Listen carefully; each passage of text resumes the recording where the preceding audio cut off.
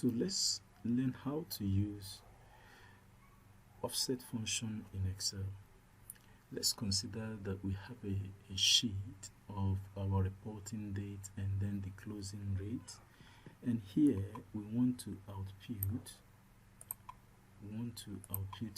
something interesting. The first here is the last reporting date. So the last reporting date here, we want it to be seen in this place, and then the latest closing rate, which is this is the closing rate, the latest is this. So for now, if we are adding more data, we need to be showing them here, and also the average of the last 3 days, the average of the last 3 days, the rate here has to be seen here, and the average of the last 5 days here. So how do we do that in Excel? First of all, we need to understand that in Excel table, we need to know that depending on the parameters that we have, Excel always count the number of cells.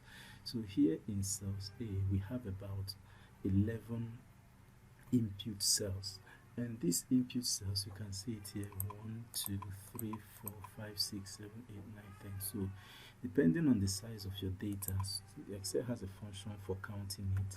You use the function count A in brackets, then you can just highlight A and close, then click enter. So you see we have 11 input cells. So there are 11 cells here that we have different data cells that is included. So if we add another one, let's say this, so you see it will be 12.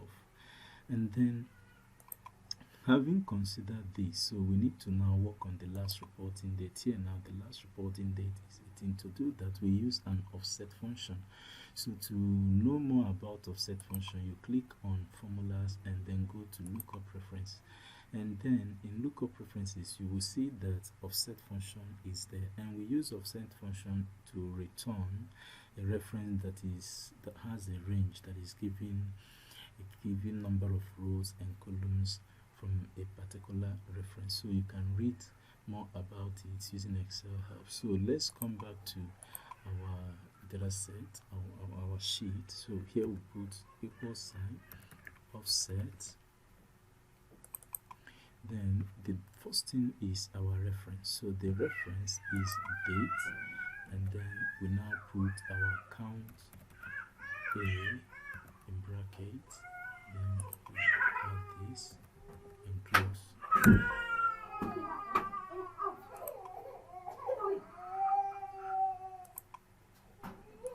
Okay, so count A minus 1. Now the reason why we are subtracting 1 from here is, if you watch here now, we have 12, but this is our title, so it's not inclusive. We put it minus 1, and then the number of columns, we are not moving to any of these columns, so we add 0 to it. So for now, we are not making use of height and width, so we now hit enter.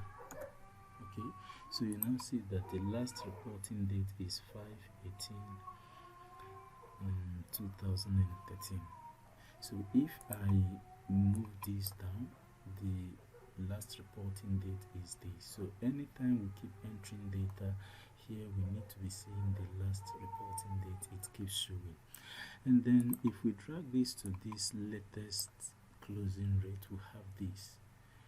So this will now be the latest closing rate, but there's something we need to do here. So here, all you need to do is just click on this comma sign here. Okay, so once you click on this comma sign, see it is giving us the latest closing rate, and the latest closing rate is this. So if, for instance, we drag this to populate, so the latest closing rate, which is in this, is 264.80.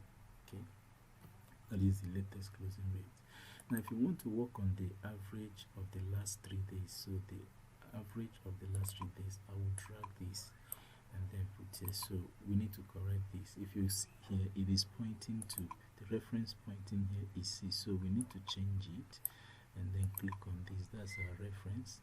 And then also this, we change it to B, because that is where we are also counting. And here we put average also close the parenthesis here. But in this 0 here, we are counting 3 because we are looking at the average 3, and also here minus 3 because we are counting the last 3.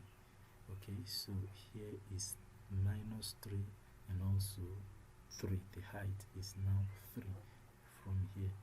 So once we hit enter, we'll see it is 262.60. If I highlight this 3 here, that's the last 3, the average of the last 3. If you check here now, the average is 262.60, count 3. And if you are summing it, you have this as the value. Do you understand? And then the same thing happens here if you drag this and then change it also to 5, and also change this to 5. And we change this, is pointing to C, but we need to point it to this, and our reference is this alone. So you hit enter, this becomes the average for the 5. So if you count the last 5 from here to here is the last 5, the average is 260.4. So the average is 260.4. So that's how to work with offset using Excel.